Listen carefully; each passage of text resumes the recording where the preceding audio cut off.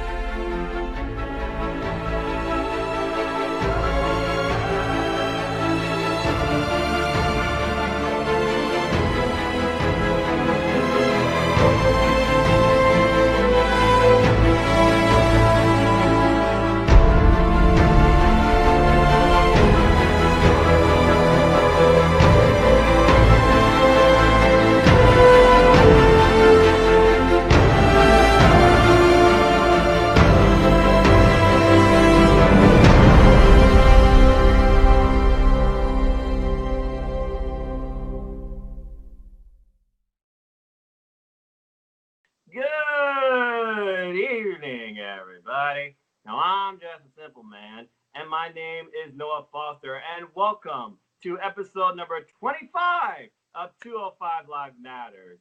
First off, shout out to fellow 205 Live crew and NXT member Con Andrew on that amazing intro video package he did, promoting this like a movie because, folks, are you not entertained?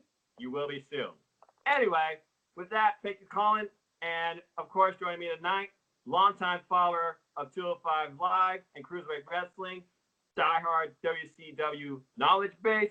He is a family man. He is the holiday, Mr. Christopher Mace. Chris, how are you? Doing great. Glad to be on episode 25. Seems like we all got milestones this week. Congrats to the guys for NXT UK episode 50, and we got 205 Live Matters episode 25. So we're getting on a roll here. We've got many more to come. Oh, yeah. And I expect to do bigger things with this forum, too. And shout out to everybody who supported, criticized, but just viewed, because in the end, all your opinions matter, and you guys keep this going, and it's going to keep going as long as my heart beats. Simple as that. And shout out to everybody, of course, in the 205 Live crew. Cindy, good brother Christopher Willis, Colin, as I mentioned before, Owen Finch, James Hubert, and of course, East Coast Professor Jeff Meacham, and as you shouted out to, Aftermath Wrestling Pioneers, the General Jerry Slaughter, and of course the Wizard Stephen Osborne, and the other ones of you within the NoDQ family, big, vast, small, that support as well. Caitlin, Tyler, even Aaron Riff, thank you again, sir. And shout out to some of my great friends from the chat, including Mr. Anderson, Nick Adams, and of course, Ken Terminated by Google. I could go on and on, but just look at last week's episode, you'll see more names. Maybe I'll do that from now on, be like a random shout out for each episode. But I'm rambling too long. But with that, yes, this is episode 25 of 205 Live Matters, so why don't we get right into the show? This week's episode marks review of episode number 136, emanating from San Antonio, Texas. And it certainly took a different approach considering the general manager, Drake Maverick, is on a honeymoon. Realistically, or kayfabe, I don't know. But anyway, and this week was literally, according to Vic Joseph, as he put it, double main event. 2 matches, that's it, both tagged. I felt like they took like a New Japan Pro Wrestling approach here, as they literally had only tag matches. But it not only gave you an idea of what everybody delivered, it also gave you an idea of what stories and rivalries are forming within the brand. Again, truth to their credit, using more of their talent, building them as stars, and building stories to matches. So with that, we open up with Nice, Jack, and Oni. Nice giving them a pep talk. He talks about how he knows Drew Gulak, but he also realizes he's the most dangerous than ever. But he also acknowledges Drew's tag team partners. We can't underestimate them. We got to watch each other's backs. A little bit of pep talk. And then Jack Gallagher, call back to his match with Mike Nuss. He said, I'm just excited to extend my winning streak.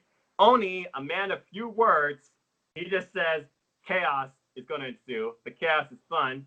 I can't wait to give Ari Daivari more stitches. And then we get right into the show, and I thought just some little keynotes here. I love what they're doing, constantly updating the entrance video package, promoting the current talent of 205 Live. Nice little touch. What did you think so far of the opener, Chris? Oh, I like the pep talk. Nice was being serious. The gentleman's ready to extend the win streak, and I love Lorcan right now with this. His attitude, this new aggressive. I like this attitude he's got. It's going to be chaos. He's just ready to go out there and whoop ass and take names. That's all he's ready to do right there. I loved it. That's an unorthodox individual with a hard attitude and aggressive style. Just going at 120 miles per hour. No wonder he's known as the Fury of 205 Live. Mm-hmm. So yeah, we get Vic Joseph introducing us into the show. It's a double main event, and we start off with what usually is a main event, Tornado Tag. It was the opener, Tornado Tag match between Lucha House Party and Singh Brothers, both of which have been trading verbal jabs at each other. And basically this picked up after 2 weeks ago, where in a normal tag match, the Singh Brothers, via a handful of tights, they picked up the victory, much to Nigel McGuinness's credit, also destroying Penelope the Pinata. By the way, each member this week, they came up with pinatas, no noisemakers. I call that an improvement. Mm-hmm. Anyway, I thought this was a nice little tag match. What was your takeaways from this tag match? I actually liked it. I was like, oh, you heard me say it. I'm gonna keep saying they need to go ahead and set Lucha House Party, start having more single matches, get away from that tag team scene for a little bit. They need to have more singles matches. But I was very entertained with this match. Like I said, I am so glad the Singh Brothers are on their own tagging. They've come a long way, getting away from that stench of Jinder Mahal. Sorry, Jinder Mahal, if you're watching this, but they got away from him. They got away from him. And I think, like I said, this was a pretty entertaining match. I wanted, like I said, you were right and I was wrong who we said was going to win last week. But hey, all in all, it was an entertaining match. Good way to start a show.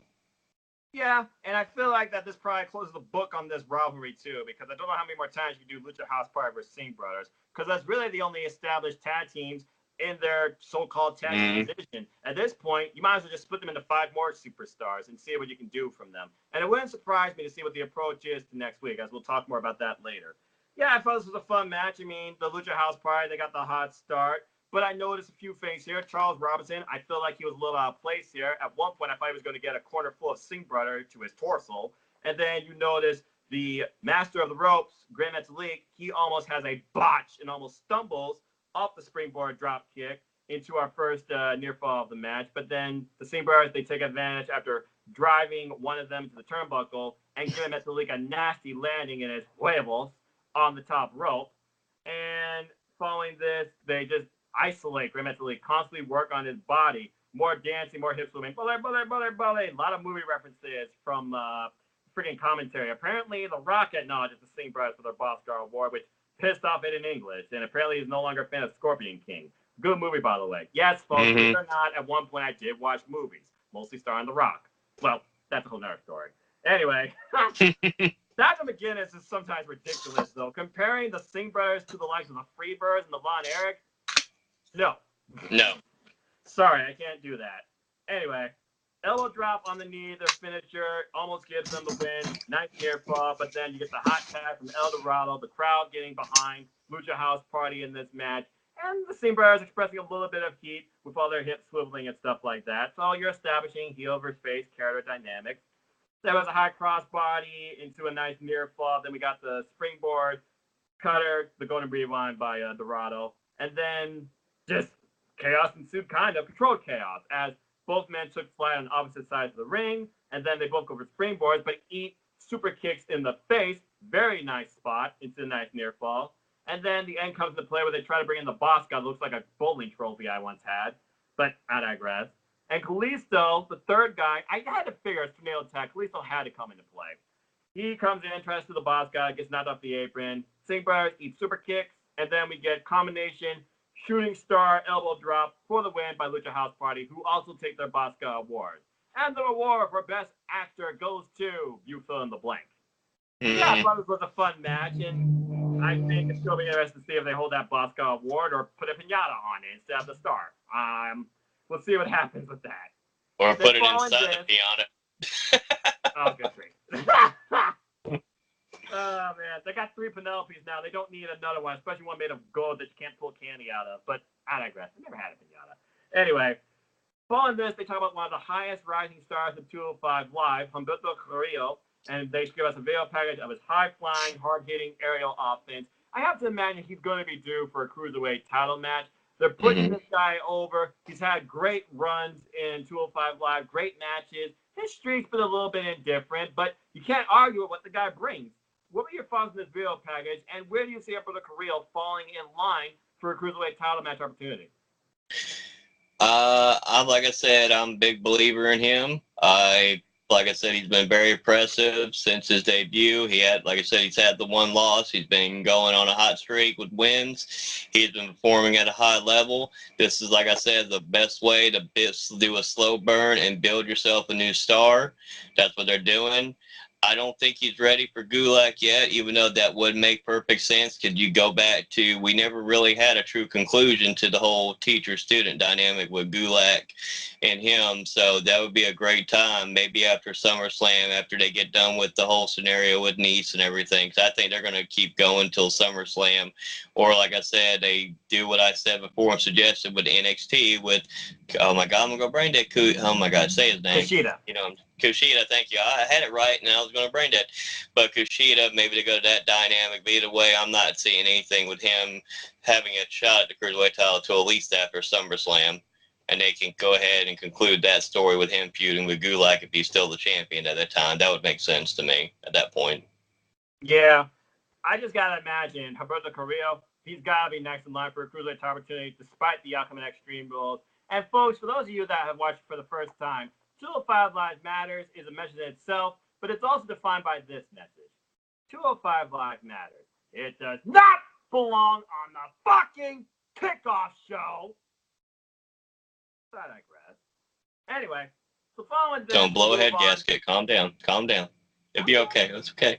Okay, calm down. I haven't seen the graphic yet. I haven't seen the word kickoff. I have no reason right now to blow a gasket or punch my computer screen that's literally in front of me. Anyway, I digress. Following this, we get backstage interview with Sheriff Schreiber interviewing Mike Kanellis, who basically they talk about the angle played on Monday Night Raw, currently being I don't know what the word I'm looking for here, recreated, kind of, reformed into Paul Heyman's creative approach and image, because he did play in the angle that Mike and Maria had post that mixed tag team match. That was the point. It's bullshit. I'm glad I only watched Raw the first 2 hours now. Thank you, full-time job. Anyway, she asked one question. Are you emotionally ready following the pregnancy reveal? And basically, Mike knows he feels out of place. He has some indifference. Mike and Maria are having some indifferences right now. They're not really walking together and stuff like that. They're not even talking. Mike discusses how he got berated by his wife in the middle of the ring and even called it disappointment. But Mike says that she's right, But Mike's not disappointed himself. He's disappointed. Here's the other story coming into 205 Live. Drake Maverick, who's right now apparently on his honeymoon with the 24/7 title. He blames him for all this because he works here. He has not been given the opportunities that he should be having right now. He should be celebrating with his wife on this pregnancy as Cruiserweight champion. And he says that Drake will pay for what he's done. And it starts tonight proving to his wife that he is man enough to get the job done in the tag match. Interesting promo, played off the angle from Monday Night Raw, but it's also playing off how the 24/7 title and Drake Maverick's latest lapse in judgment and attendance on 205 Live is playing in the direction of the product. And we already know how much Mike and Drake have been going at each other on Twitter and on screen. So what are your thoughts from this angle, Chris? What do you see basically happening? Do you see this coming to fruition next week where we're just going to get a big, brawl between the two?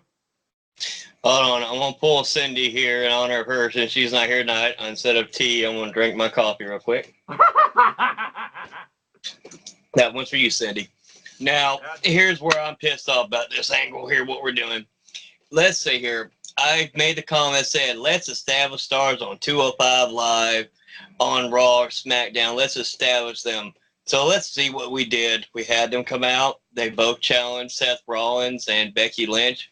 Okay, I didn't think they were going to win, but that made sense. I expected a good competitive match at least, not Maria, How about my bitch versus your bitch? Okay, first off, wait a minute. Where the hell did that come from? So something was off there because I don't remember her ever calling him that on 205 Live ever. So I was like, something's off here. And then they had the match, and I was like, okay, what's going on here? And then when Maria goes, I'm pregnant. Okay. And then all that stuff happened. I'm like going, all right, let's just bury your talent from 205 Live right now. And then for Mike Kanellis to tap out to Becky Lynch's Disarmor. What? Yes, he tapped out to Becky Lynch's Disarmor. That's how the match ended. She put him into Disarmor and he tapped out. That's how the match ended. Wow, I'm glad I went to bed at 10 p.m. But continue. So now we have all that shit, and then she gets in the ring after match, pretty much saying the next time she gets pregnant, she'll have the man Becky get her pregnant instead, because he's not man enough. Okay, first off, let's make these two look like complete and utter idiots on Raw. There we go. Because they are very intelligent, how their storyline's going on 205 Live. But there's a blessing in disguise here, because now they're going to take that chicken shit they pulled on Monday Night Raw. Sorry if anybody liked it or not. It was a horrible angle. But if they turn that chicken shit into chicken salad, because then when Mike Kanellis comes out here, he's pissed off. He's upset about everything that happened. But then they were able to turn around and be like, it's all Drake Maverick's fault, continuing that storyline. That's the only saving grace with it, because now he's turning it around. I should have gotten more opportunities, but it's not my fault. It's Drake Maverick's fault. That's what a good heel does. They're not going to take blame for themselves on what's going on or how they're losing and everything else. They're going to make sure they blame somebody else.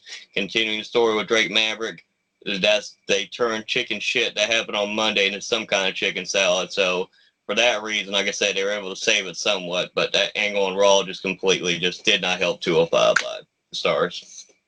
Let me just say this right now. Ladies and gentlemen, I'm just a simple man, and I've been watching Raw and SmackDown Live since 1992.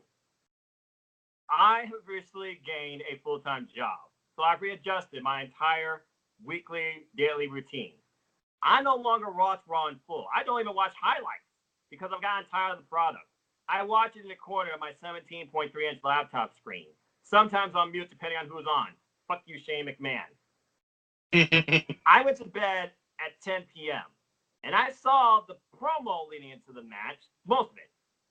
You're telling me that happened after I went to bed, and then I read these reports that Paul Heyman was in charge of the post angle. So let me get this straight. I read the reports they're trying to bring back the teen demographic to Monday Night Raw and SmackDown Live because they're worried about another company called AEW.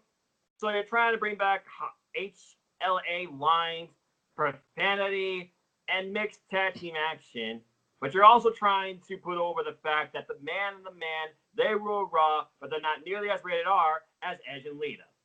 So this is the approach you're going. But here on 205 Live, he basically restructures it to put the blame on Drake Maverick. So now you're building an appropriate angle on 205 Live at the expense of them on Monday Night Raw. Yeah, that sounds like how the Cruiserweights used to be used on Monday Night Raw underneath another man that was the head because he was a mouthpiece. But this is different because I guess you're looking at intergender wrestling, mixed tag team matches. I guess mixed tag challenge wasn't enough of a flop like this Extreme Wars match is probably going to be. No wonder Seth Rollins is cracking underneath the pressure, it seems, on the Twitter, according to what I've read from Cindy and his dispute with Ospreay. Mm-hmm. But you tell me that shit happened? Yep. Wow. And Ellis tapped out to Becky Lynch's Disarmor. It would make more sense if Becky tapped out Maria. But, okay, first off, according to Twitter, I apparently have seen that the pregnancy is real. Congratulations, Maria, and your second child to come. Stay away from Monday Night Raw. That's the way they're going to treat you. But then again, like Maria says, 205 Live, we're not mediocre. We bring proper wrestling over a show of mediocre. So apparently, this is the way Monday Night Raw treats something that's not mediocre. It makes it more mediocre. Okay. Again, I'm glad I no longer watch Raw the full 3 hours. I literally only watch it 2 hours flat. Simple as that. Look. Okay. That's why you must have missed my rant on the Messenger, because I was pissed when that happened. I'm lucky to keep up with Messenger. Private Messenger, folks. Anyway, well, following that angle, why don't we try and get into a better mood and look at the match that told 3 rivalries in the making and 3 stories. We had Jack Gallagher, Oni Lorcan, and Tony Nese versus Mike Kanellis, Ardavar, Drew Gulak. Couple of things I want to talk about out the gate. I love the uniform in both their tag team and support and respect of 205 Live in both Oni Lorcan and Tony Nese's ring gear. Sporting the colors of 205 Live, orange and purple. Jack Gallagher, I still feel like he's figuring it out himself. The first thing he needs to do, he needs to go back to his old theme at this point. I think it's safe to say he's a babyface. So go back to your old theme, or you need new music. And second, Drew Gulak. Still love the new Titantron. Love the dynamic lighting. Where are your side plates? How long does it take to make side plates? Come on. And I heard the Velcro strap ripped off from the title. Again, you're cheapening the titles, in my opinion. A strap, a belt should be just that. Anyway, yeah, this was a fun match, I thought. So let's see if we can cool you down and get you in a better mood here. Talk to me your thoughts about the way this match played out from beginning to end.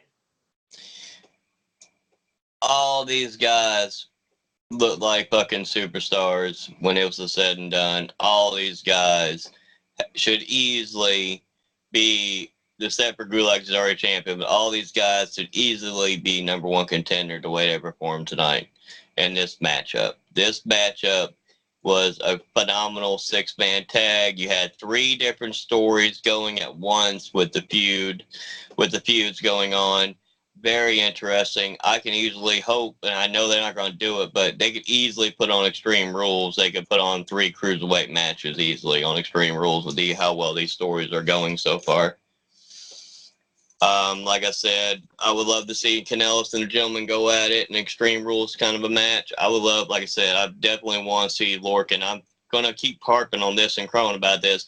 Lorcan and Daivari need a chairs match. Yes! They have introduced the chair. They have used it numerous times. They have used it and told the story. Put them in a damn chairs match and let them beat the shit out of each other. Don't make it about cruiserweight wrestling. Make it this feud is going on. This needs to include with them beating the shit out of each other in chairs matches. Gone beyond personal with these two guys. Let them just beat the shit out of each other and tell a story of just two men who are piss, fire, and vinegar and beat the shit out of each other.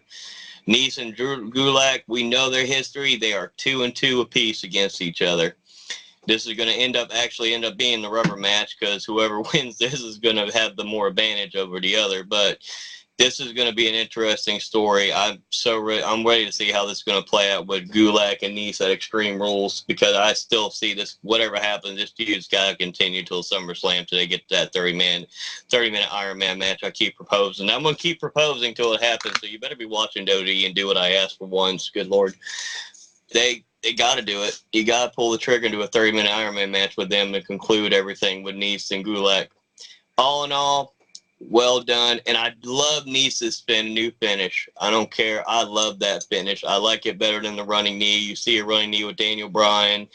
I love how they changed his finish. They didn't really call it his finish last week, but it's different. It's something new I haven't seen very much of. So it's something new. And changing your finish every little while is a good thing because after a while you start seeing, well, we've seen it before in the past, people kick out of everybody's finishes nowadays. Last few years, you have to adapt what you do. You have to change your finishing moves because eventually people are going to start kicking out of them as people learn and adapt to your finish, how they take it. They're going to start kicking out. So in storytelling, you have to adapt and change what you do to end the match. So I like what Tony Nese did here by changing his finish in the last couple weeks. Well said.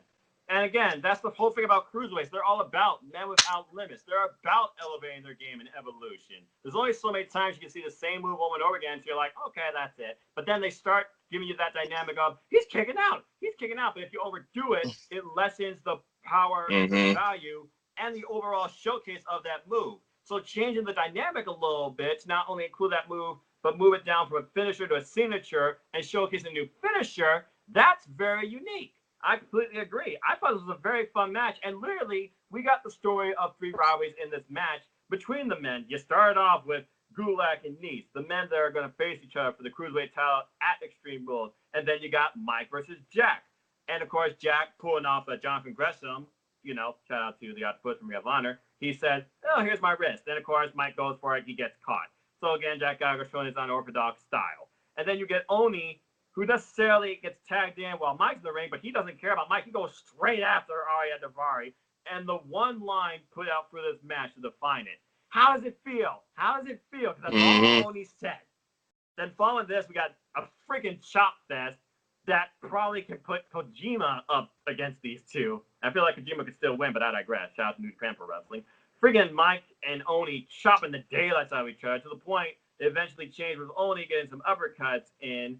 And then we get shades of Humberto Carrillo with arm drag, I believe. But, oh, by the way, key thing here, Target, Oni Lorcan, he came in this match with his right arm bandaged up. And I'm surprised not many of them actually went for that for most of this match. But eventually, Oni and Ariya get in the ring, and Ariya brings up the fact, you're going to hit me with a chair, huh? Ariya's getting very good at getting some crowd heat. Again, establishing himself as a heel on the 205 Live roster. And to be fair, the crowd was kind of quiet during the initial portions of this, as expected. But it really picked up later on when all six men just went at each other. Gulak launches knees, first big spot here, off the corner when he went for his springboard Caparana. Instead, he just sends him free-falling into his tag team. Again, the bad professor of 205 Live, they like to call him. Key moment here also on commentary. Playing into what, again, I feel like they are incorporating 205 Live a little bit more, but they also are looking at more as main roster product. I mean, I saw a 205 Live banner before I went to sleep, go across Monday Night Raw during some stupid match. Be like, tune in 205 Live, SmackDown Live. But commentary putting up the most number one sought-after angle this week. Surprise NXT UK didn't do that. Go figure. The friggin' Braun Bobby explosion for the stage. If it doesn't give us a new set, I'm going to care less. But I digress. Anyway, following this, we get some team action. Gulak with a wicked lariat turns Tony Nese inside out. Simple, effective move with so much aggression behind it. Makes it seem more impactful. That's the beauty of Drew Gulak. Then we get some nice triple tag team action led by Gulak that led into corner lariat, super kick, and then what I finally learned the name of, Iconoclash, that Ariya Daivari does when he crosses the arms of his opponent and just rips him down to the mat. That led to a near fall, but that led to things breaking down for a moment with all six men in the ring, and the ref getting some control. Crowd starts chanting. Ariya garnered some crowd heat based on, admiring the crowd. So good on them, keeping the crowd in the match. Pump handle driver gives Tony the opening for Oni to get the hot tag. We got a running blockbuster. He goes on the offensive. 10 of tag team offense between Oni and Jack. And then chaos, 205 Live, as everything goes up to hell. Oni over the top rope. Then a Persian splash from Ariya Daivari. Then a Frostbite flop from Tony Nese. Then what I'm calling the Poppins bomb, because we got William III returning again. Jack Gallagher just throws himself onto everybody on the floor. And that really just broke the crowd up. Whether it was the umbrella or just the number of moves that followed. I don't know. Then Jack, he gets the near fall and the elbow drop. And by the way, during this match, when Mike was in the ring in action, you see Maria from backstage, awkward angle. Nice job, Brandy, watching TV as a normal person. Basically, she's like, oh, you better win here. I'm watching you. And then at one point, she did, give a slight smile, but it looked like that went away. And it didn't help with the fact that towards the end of the match, Ariya, Oni, they brawled to the back, which leaves Jack and Drew one-on-one. Jack DNCL ends with a wicked headbutt. But before that, there was a tag. Mike tagged in. And then Tony, unaware, goes for a 450 on Drew, who moves out of the way. 450 crash. But Mike, who could not achieve the, swinging DDT, neckbreaker, whatever you call it. I don't think he has a name for his move either. We call it love. We call it Love Hurts. That's what we call it. That's a smart name. But anyway, you're right. Tony Nese, he gains the advantage, counters it into his new move. Sit down, just plants him. Sunset driver for the win. And you think we're done like tradition. No, we aren't. Chaos ensues as Gulak comes in immediately as soon as the bell rings and drop kicks Tony Nese's back, attacking him in the corner. And then out of nowhere, Oni and Ariya come back from backstage, slowly walking to the ring. Ariya gets it from behind. They're attacking each other at ringside. And then Jack and Mike, they're attacking each other from ringside to the point commentary is in the audience. We got brawls everywhere. We got quick camera angles cutting off. But this is how you build stories. This is how you build interest into your product. Crowd team behind it. They were watching it. Chaos ensued as 205 Live went off the air. Pretty sure the chaos wasn't broken up. To me, this not only set up 3 matches, but it also shows how much lack of control Drake Maverick might have on this roster. So not only are you 3 potential matches, you're building another angle on 205 Live. I thought this was a very fun, very good episode. and we really don't have any idea what to expect for next week. The only people missing from this week are D. Brian Kendrick and Arya Daivari, because they did showcase the talents of Roberto Carrillo. I imagine that Roberto Carrillo is going to play in next week as they keep talking about him more, probably getting like a fun little match. But I'm very curious to see especially what Drake Maverick perspective is going to be upon his return, whenever that might be. I feel like it has to be next week. There's no way he's going to be off 2 weeks in a row. But I thought it was, again, a very interesting episode. And this wasn't the go-home either. Next week's the go-home to Extreme Rules. You got to imagine that next week's going to end in an epic promo between Tony Nese and Drew Gulak, whether one-on-one or back-to-back in a room. I enjoyed this episode very much. You established 3 potential matches here. You established a whole episode of 205 Live for the future, I believe. And also you established matches that are worthy of Extreme Rules while promoting your champion looking strong. He wasn't pinned, so of course he looked strong in defeat. Again, a very good show. I would give this show 4 out of 5. What would you rate this week episode of 205 Live? Last week you gave it a perfect 5 out of 5. Just saying.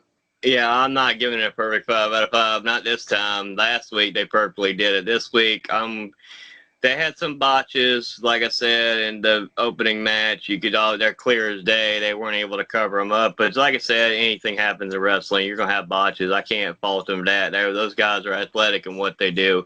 Correct. But like I said, although they were noticeable, and like I said, the main event just got me really intrigued because, in fact, I'm wondering if next week, if we might see possibly for the first time, we might see an actually gauntlet match. You put all 6 men in a gauntlet match.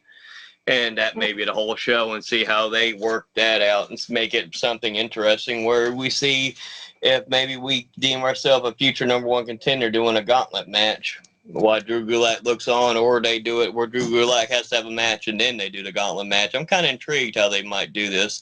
That got me intrigued and thinking a gauntlet match with these guys would be very interesting. Absolutely. So I'm going to go with 4 out of 5. I'm going to agree with what you say. I'm going to go 4 out of 5 on this week's episode because I am kind of intrigued of what's the follow-up for next week. Because you can obviously see it's chaos with Drake Maverick not there. I'm glad they're doing it where you see all the chaos without Drake Maverick there being the GM right now. He's focused on his honeymoon and that 24/7 title. And I wonder if our Drew pinned him for it yet. I digress. Yeah. All right. Yeah, again, a very curious episode. I like your idea of gauntlet. It would be the first time they did a gauntlet. But again, you want to establish a new #1 contender. You keep pushing on the Carrillo. Let's see what he can do against former champs. I'm very ecstatic to see what happens next. But with that, let's go ahead and talk about some simple stances.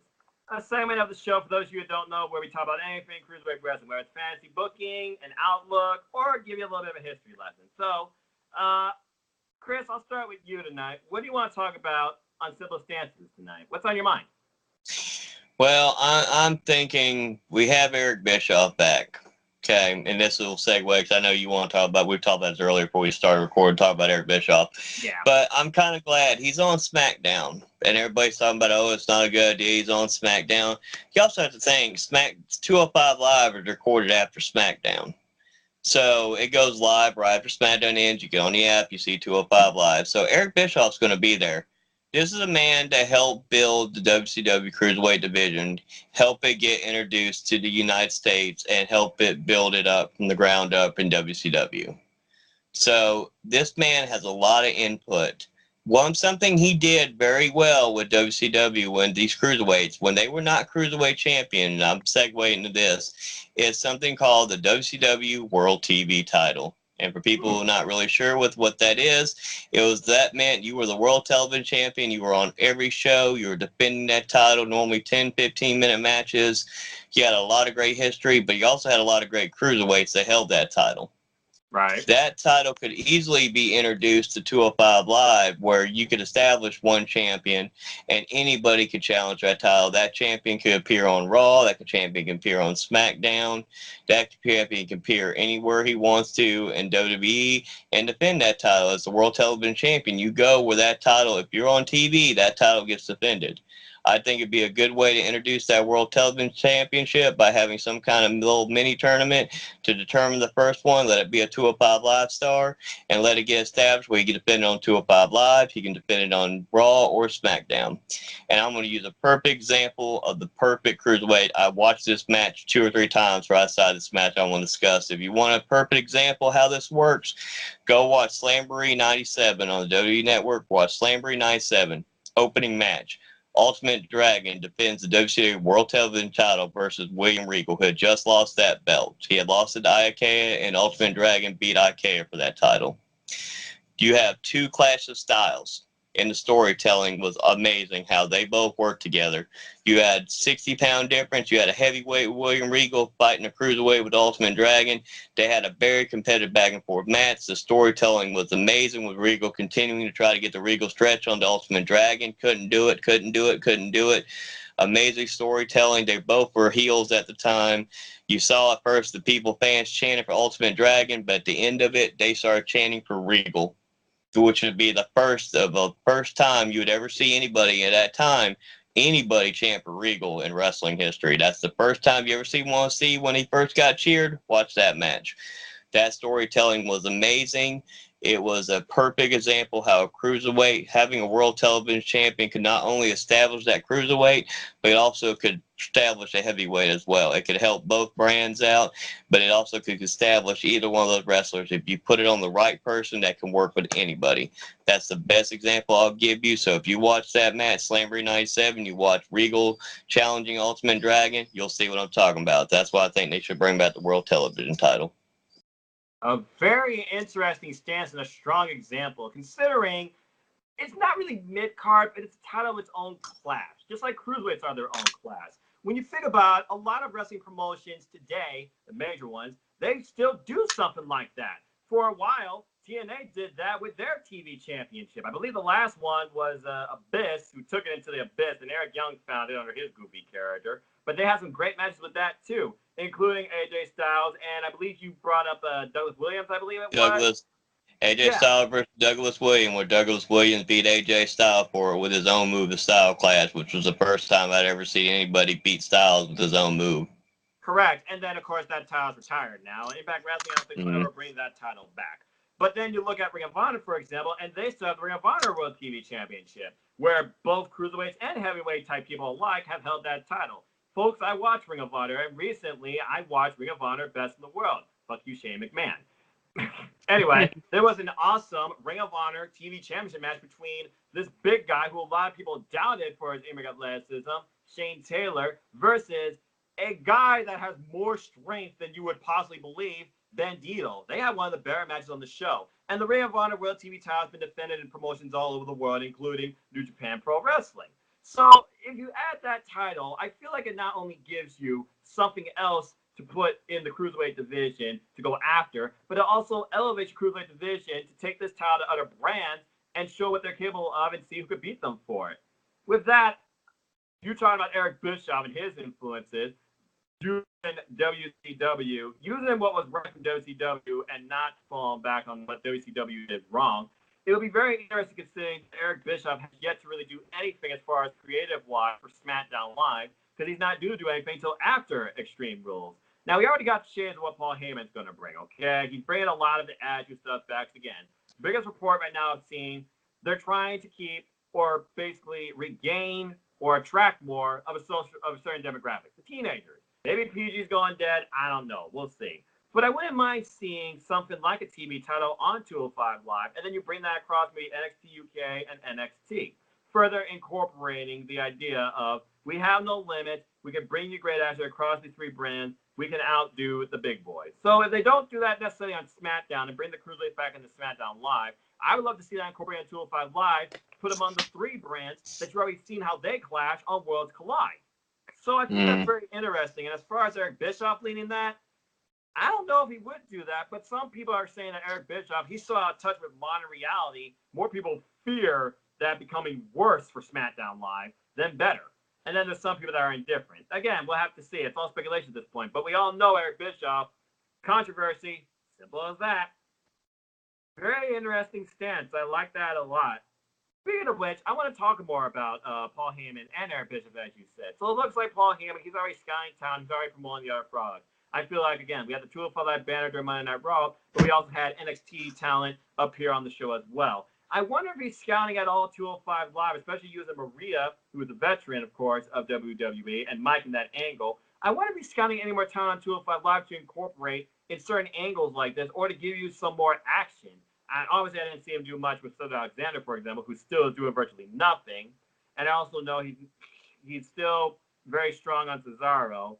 But I wonder if Paul Heyman and Eric Bischoff, because I don't think they're going to be on TV personality, but I could definitely see him shaking up both rosters and bringing in more people from 205 Live, NXT, and NXT UK. So I don't know how to really phrase this because it kind of just go with you. I mean, I can see Buddy Murphy and Ali mixing it up for possibly that type of TV title should they make that. So I'm just going to leave that to the side and just leave it sitting. With that, let's go ahead and talk about next week, actually. So next week, we got a bunch of wrestling going on. We got Extreme Rules, we got Fight for the Fallen, but we also have Evolve's 10th anniversary.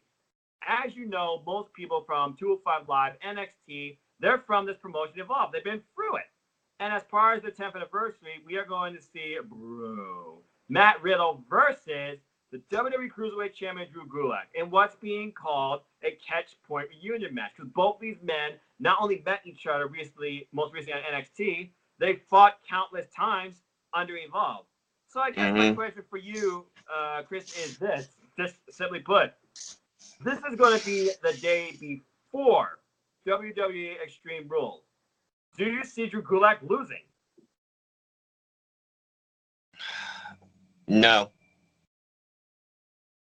I don't know. You can't have him lose if he's going to a cruiserweight title match. I don't see it. But then again, can they do some kind of finish? Can they end up doing a draw? Can they do something, which WWE don't really do draws very much anymore, but can you do something where you have a double pin? Can you do something clever like that to get out of it?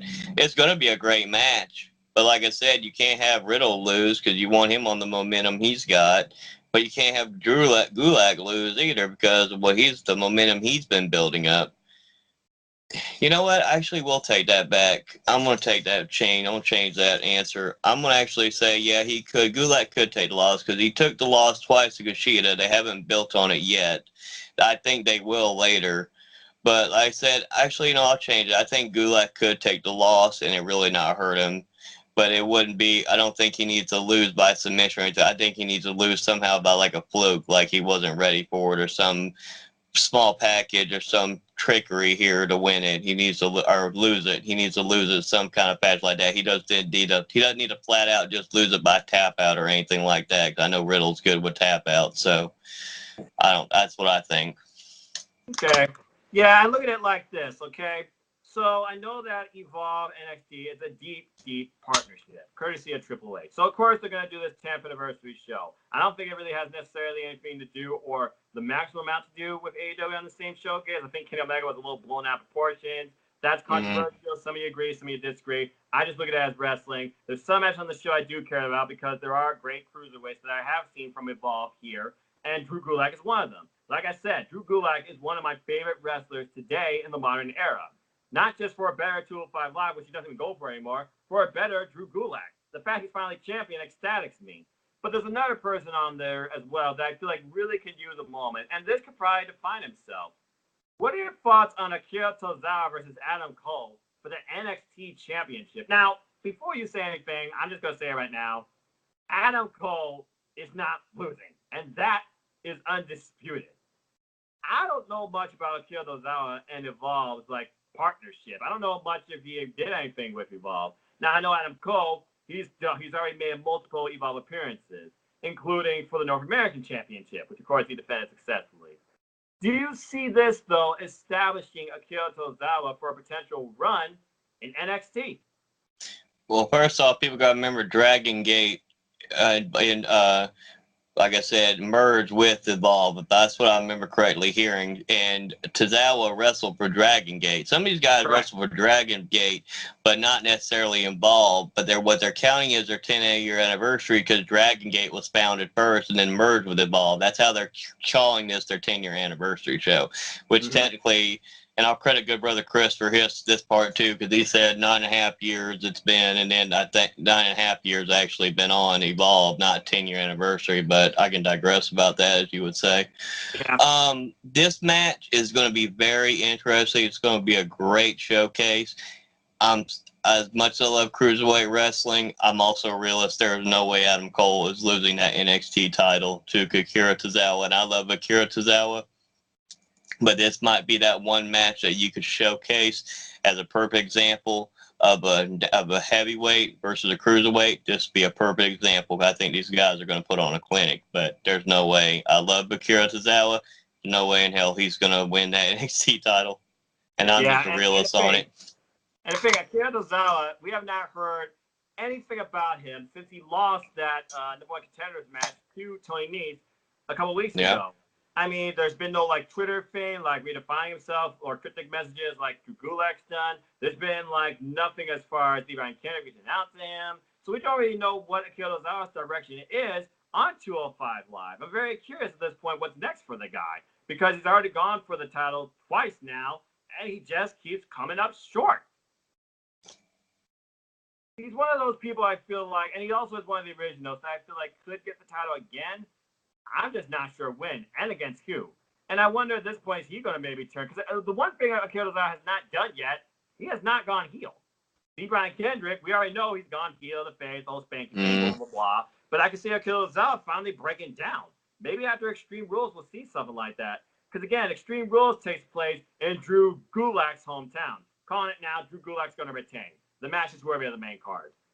Speaking of which, where they are going or where they might be going, I want to talk about something serious.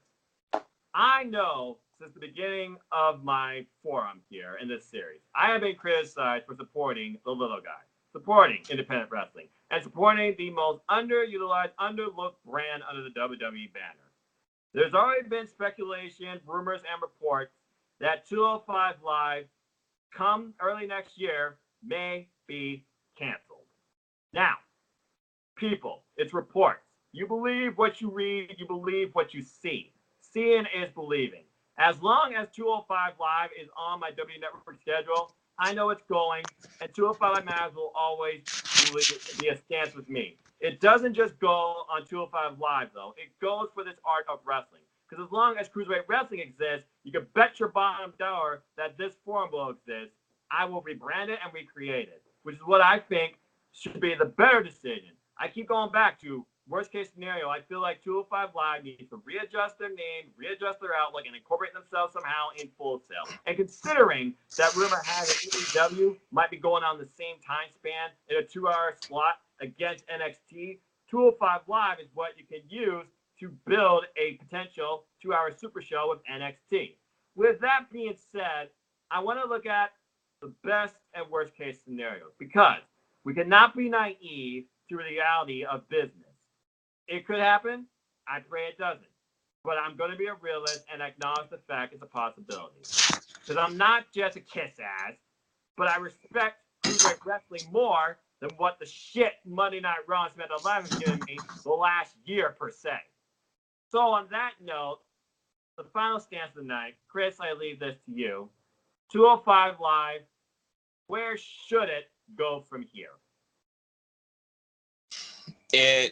Right now, I'm torn because, like I said, if Eric Bischoff is coming in, this is where I had my stance earlier.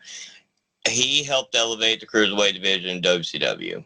I think he'd be a big influence since 205 Live is right after SmackDown, and you have Eric Bischoff there anyways. He's going to be there when 205 Live. He can put his input and put his creative into that Cruiserweight division if that's what he's going to do. If he chooses to do so, there's no guarantee that's what he's going to do. Right. I'm just running that idea as a scenario because he is on SmackDown, and it's going to be right after 205 Live comes on the W Network right after SmackDown ends. Correct. So it could be a feasible possibility. Also think they could easily move 205 to Full Sail, and they could do it there where crowds would appreciate the action. There's a lot of scenarios they can do. Now, for the rumors that they're canceling 205 Live, here's some facts. And I'm going to credit good brother Chris again because he's not here tonight. He's an independent show. Y'all have fun with that. I will credit him on this. He's saying this, and he made a good point, and I looked into it myself, and he's absolutely correct. Yes, if you look at the numbers on the WWE Network, 205 Live has not been in the top 10 the last few weeks. Correct. That is a truthful statement. We're not here to kiss 205 Live's ass. We're not here to tell you that this is all rainbows and beautiful butterflies. That we're giving you our opinions and our thoughts, but we're also going to be realists and tell you the facts. That's a fact. It has not been the top 10 list in the last few weeks. Okay, there are many shows that have not been in the top 10 list for a long period of time on that network, and they still are on the network. So I had to take that with a grain of salt at some points. Yeah. However, if they cancel 205 Live, you know what? We're going to do this. We're going to swing for the fences, and we're going to keep doing this show and continuing to do this show, because it happened to be a chance that Noah here started doing this show, and I got to do it, and I pretty much have become his co-host at this point, doing this almost on every week basis with him, because you got knowledge from the present and the future right here with his knowledge of Ring of Honor and everything, and my knowledge from past for the WCW and the WWE in the past, and it works great, and it clicks very well with our past and present and future knowledge of Cruiserweight Wrestling. But do I see it being canceled? I'll be real. There's a good 50-50 chance it could happen. But as of right now, I don't see it right now. I think we got too good of storylines right now. I think they're having more cruiserweight matches. I think if they continue to build and if they introduce these 205 Live stars more properly than what we did on Monday with Kanellis and Mike Kanellis and Maria, and they do it more properly, then I think we have a better shot of actually staying on. So as of right now, I think the answer would be either move it to Full Sail. If Eric Bischoff's not going to have any say-so, any creative control with 205 Live, since he's on SmackDown, it goes after SmackDown goes off the air, put it to Full Sail. That would give it a better chance. Or pretty much at that point, we'll just keep doing with the formula and see what changes and see what creative they can do and keep going further. But if it does get canceled, we're going to keep doing the show every week. And like Noah said, we'll rebrand it into something, because there's plenty of cruiserweight wrestling out there in this world. We can watch a whole bunch more and talk about a lot more. And I can learn new things about cruiserweight wrestling every day. Simple as that, he's going to say. So there you go. That's my answer. Oh, well, strong point. I mean, like I said, cruiserweight wrestling, junior heavyweights, it's all classified the same. Men without limits and men that give you incredible action and classics. The way I see it is this. As long as it's on the network, I will still keep watching. 205 matters. It's a stance that will remain with me until the day I die. Simple as that. Now, as far as where I think I might go from here, again, top idea, Full Sail Incorporation. And especially with the fact that AEW may go to 2 hours, you need something to build off NXT, I feel like, because people are going to try and simulcast, I feel like, AEW and NXT. So you got that extra hour of AEW, like, oh, okay, so this. Now WWE Network needs something to rival that. If you're not going to encore 205 Live or somehow make it live on Wednesdays, I don't know how that would exactly work, incorporate into NXT, make NXT a 2-hour mega show. Second case scenario, like you said, keep what you're doing here, but slowly incorporate the cruiserweights more into maybe SmackDown Live, the more wrestling-focused show, at least it used to be at this point. Don't turn SmackDown Live into another Monday Night Raw. No one wants to see 3 hours of the same shit, or 2 hours, because pray to God that Fox does not make SmackDown Live 3 hours. It's supposed to be more sports-oriented, right? Wrestling is sports-oriented, okay? So why not make Raw just sports entertainment? Why not make SmackDown Live just wrestling, okay? You want 3 million viewers? Here's what you do. Deliver great, compelling action, okay? Now, I know one time they were on UPN, and it did pretty well for what it did, but it was still underbooked by Monday Night Raw standard. So, second case scenario, you somehow slowly merge the cruiserweights into SmackDown Live, because you have yet to do that since SmackDown Live's been rebranded, and see where it goes from here. I don't think 205 Live is too small. I think it could be just the right size and give you the right dynamic to add to your SmackDown Live product. That's my opinion on that.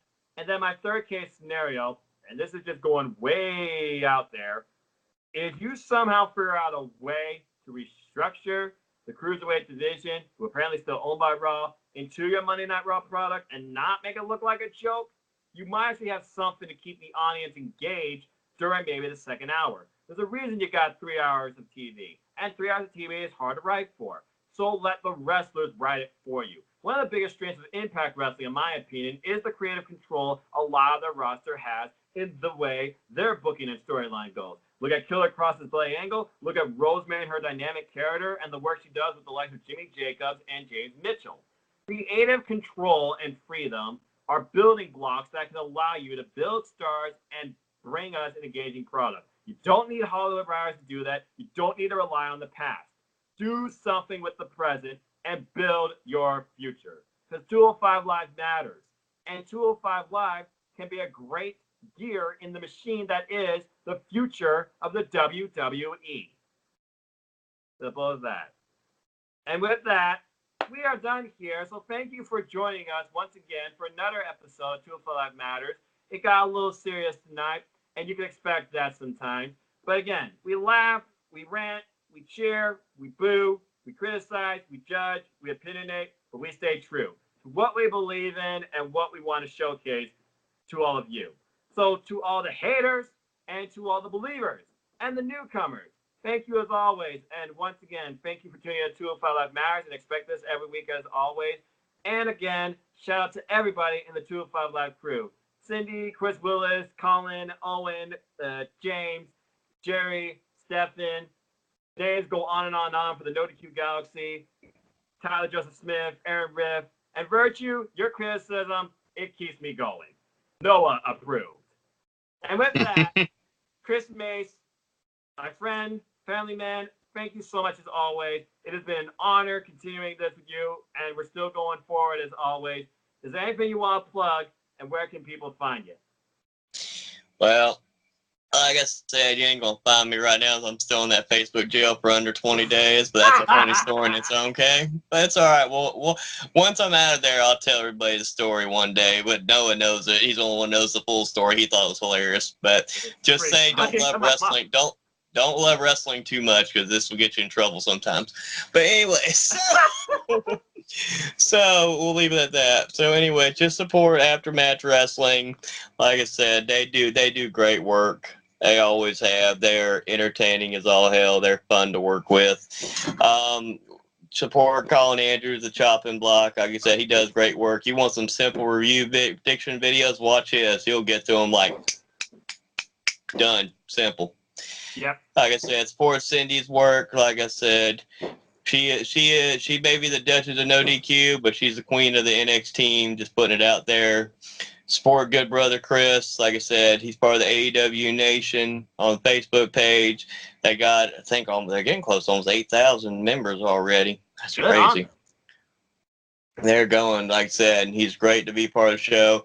Support James and Owen. Those two are very knowledgeable about wrestler. They're both straightforward, but they're both comical in their ways. Great guys to work with. Like I said, just support everybody with wrestling. Like I said, we have all our own opinions. We will debate about things. I happily debate about you all the time about wrestling. If you have any constructive criticism or anything, I'll happily debate about you anytime about things and my opinions. Doesn't mean I'm wrong. Doesn't mean you're wrong. Just means we just have two differences of opinions. But you know what? That's what makes us all wrestling fans and human beings. We always have difference of opinions. So I'll just leave it at that for the night, y'all. As always, thank you, my friends, you and your family, for your kindness, support, your character, and just your passion of wrestling. And people, stay tuned after I do our plugs here. You'll see a little highlight reel of what 205 Live Matters has brought to you so far. And I'll disclose some stuff, too, of what is yet to come as well. But with that being said, if you want to know more about this oddball here, because I've been that my whole life, know this. I'm just a simple man. And if you haven't figured out by now from the background, I am a lifelong fan of wrestling. So if you want to follow me and talk anything wrestling, please look me up, NoDQ.com/Noah Takes to my Twitter page, or at nfoster1916 if you hate URLs, because some people are, picky and petty. Mr. Man, you're a dick. Anyway. Sorry, did I say that out loud? Again, we take cheap shots in the main roster. BTE is not the only thing that does that. Going off topic, though. Anyway, if you want to know more about me, that's how you can communicate with me. Or just follow my simple YouTube channel here on YouTube at youtube.com/users/nfoster1916, where you'll be getting predictions, reviews, simple takes. And, of course, this series is the heart of my channel every week. Stay tuned. I'll be doing predictions with Team ADQ, possibly this gentleman right here as well, for Fight for the Fallen. I'll also be doing my standalone simple predictions for Slammiversary. We also got two great Ring of Honor shows come up, including Mass Hysteria and Mayhem. I'll be going to Summer Supercard. See y'all in Toronto. And speaking of pay-per-views, Next week, stay tuned because I'll also be doing predictions for WWE Extreme Rules. No, we were right the first time. We're good. Yeah. See if I can get back my No DQ Predictions League championship. And speaking of which, support No DQ. We celebrate our independence. I'm celebrating No DQ and their shirt sale. Buy a shirt. NoDQ.com/shirts. 20% off all shirts. Their sale goes on for July 8th. Got over 30 plus designs. I don't have my own. It's not about me. It's about wrestling. Support my friends. Yep. Also, like you said, you plug everybody else. AW Nation, Armbar, support Aftermatch Wrestling, support the Channel Blog, support Colin Andrew. Go buy, like I said, support NoDQ.com on all your social media platforms. Your opinions matter. There's comments sections on everything. So go make a friend, make an enemy, or take on virtue if you dare. And there's stuff for everybody. Polls, memes, gifts, columns, reviews, sexy female pics. You name it, it's there. It's wrestling. Primarily WWE, but Aaron Ribb supports Team ADQ, which I'm proudly part of, led by, of course, the indie queen, Sydney G. And also, as I like to close with my plugs, support your wrestling house big and small, and let's keep growing this wrestling community together. Simple as that. With that, stay tuned for a short reel that brings you the fun, the humor, and of course the chaos sometimes, and the rants, glasses off, of 205 Live Matters, as well as some teasers of things to come and where I would like this show to go. And again, thank you to all the supporters, the naysayers, the haters, and of course the newcomers that have taken a chance on this forum, on this brand, and on this art of wrestling. And shout out, if I didn't say it already, to Isaiah Diaz, one of the longest reigning supporters and one of the strongest commenters on 205 Live Matters, as well as newcomers I've come to know as Mr. Anderson, Nick Adams, Zach, Ken Turner by Google, the list goes on and on. I'm going to have to do a video of all the names of the No DQ Galaxy that have supported my stance in 205 Live Matters one of these days. So stay tuned going forward for at least a simple random shout out, a random cruiserweight match highlight, and a random question to all of you. And I leave you all with this question tonight. Where should 205 Live go to here? I want to hear your opinions. Your opinions matter. Please leave a comment. Let me know. Whether you hate me, love me, I don't care. Give me some action. Give me some feedback on 205 Live, because your opinions matter, and whether negative or positive, it keeps me going forward. That's all I want to do. I want to encourage community. I want to encourage communication. Bring fun, humor, and a strong, positive, if possible, suggestive, opinionated discussion on Cruiserweight Wrestling and this brand. With that, I rambled on long enough. Enjoy the reel. Thank you again, Colin, for the awesome intro. And until next week, where we will be doing episode 26 of 205 Matters, I hope to bring out some new faces. Like, share, subscribe, retweet, comment, tell a friend. Reach out to me if you want to be part of the fun, whether on audio or on video. Your choice. I work with whatever. Until next week, enjoy the weekend. Enjoy Slammiversary. Enjoy wrestling. Take care of your families. And everybody, thank you again. As we keep going now, we're going to keep going. Hi, for episode 50. Hey, I got to work on that slogan. I'm not Ollie Davis, but I'm trying different things, so sue me. You're supposed to go, hey, like that. That's how you're supposed to do it. Well, I'm not the Fonz. I don't have the hairdo, and I don't have a jukebox in the corner where I can shoot a nickel into it. This isn't Happy Days. Awesome sitcom. But going on topic. Oh, I forgot the nickel. Crap. I forgot the nickel, man. I know. Crap. She should have told me about the nickel, man. We would have talked about this earlier. To bring in the banter, as always. Just some of the many outtakes and bloopers entertainment you get from this character and me and my friends and too. Oh, Lord. We got some bloopers. I'm officially signing off. I got to get ready to watch Impact Wrestling. Enjoy the highlight reels. And again, share me your thoughts. Until the next video, everybody, good luck in life and have a wonderful night. All right. Have a good night, everybody. 205 Live Matters. Simple. Always. That's always. Bye, everybody. It does not belong on the... Yes. Yes, I said it. Sue me. Kickoff show. But I digress. Yep. I hear you. Figure it out after we're done. Here we go.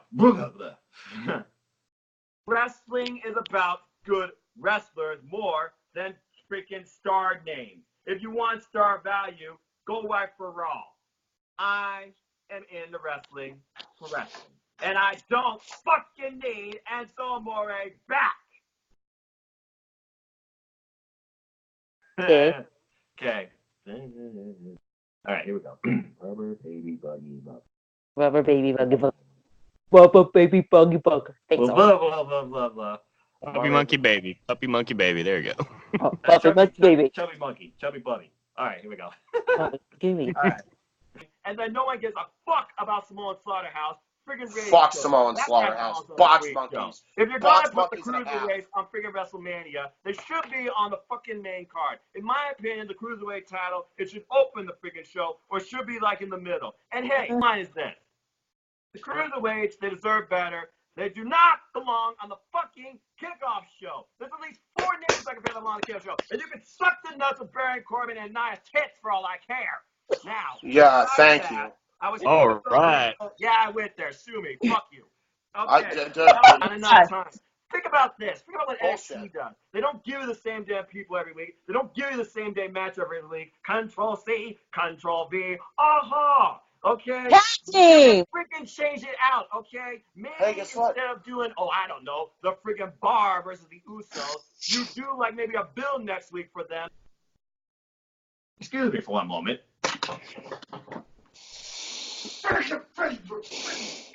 You're telling me you can't put this on the kickoff?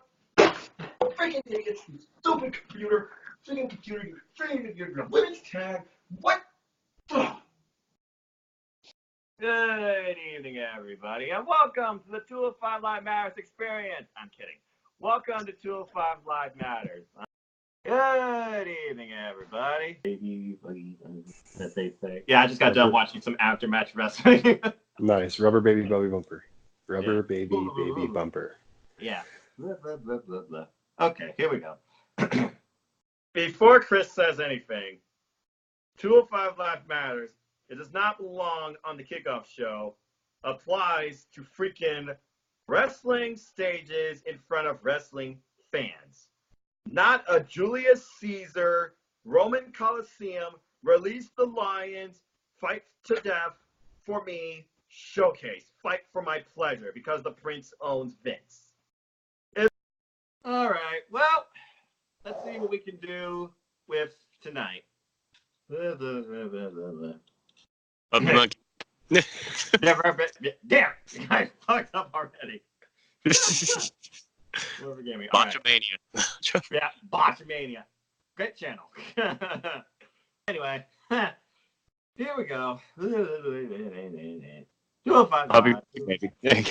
Yeah, red rubber, baby. 4 days and I'm already losing my brain on freaking opening cue. Rubber, baby, buggy, got it. It to me is just say 205 Live Matters, as simple as that. But I understand the whole tongue twisting tie up to that. But all right, here we go. Good evening, everybody. Now I'm just a simple man. The opener, okay? Get the crowd a hot start because you obviously ain't doing it now according to ticket sales. Yeah, I'm gonna go business now. Oh yeah, ticket sales. They're really doing great on Stomping Grounds, right? Have you seen the freaking seating map? They're just gonna freaking sell seats by cheap through planters and freaking just fill the stadium with their own little camera magic. Mm-hmm. But no one gives a damn about Stomping Grounds right now. Yep. It's nothing but rematches. Yes. Okay, great.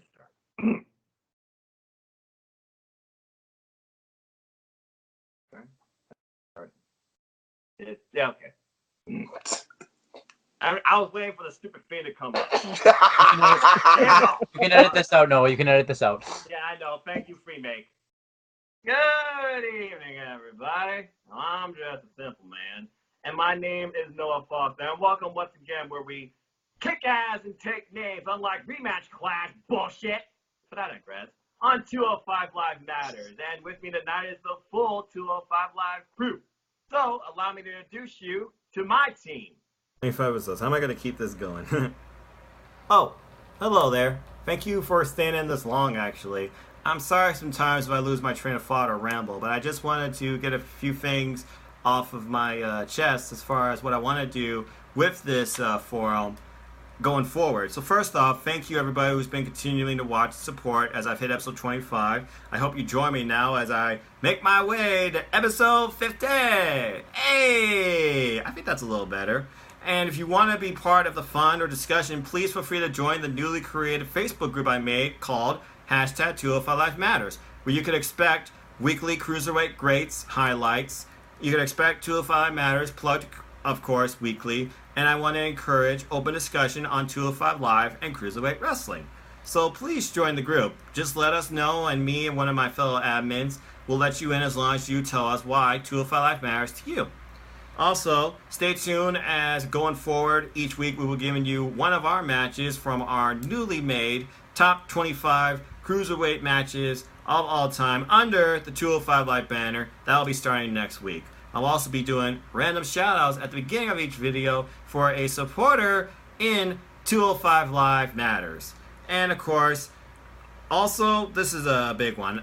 I want to bring in more faces and more audio and more input to 205 Live. So again, if you don't want to be on camera, please let me know. Just leave me a message. Give me a question. Give me a stance. Give me your thoughts. I'd love to hear it. Love to challenge it. And you don't have to be on camera if you don't want to. I just like to hear your input. But this is also the biggest thing I want to try and do. If I can make it to episode 50, I want to push to see maybe once in a while, once in a month, to make these live. That's right. I would love to do 205 Live Matters live with all of you and get your input and see what you all have to say about 205 Live during a time that might work with everybody.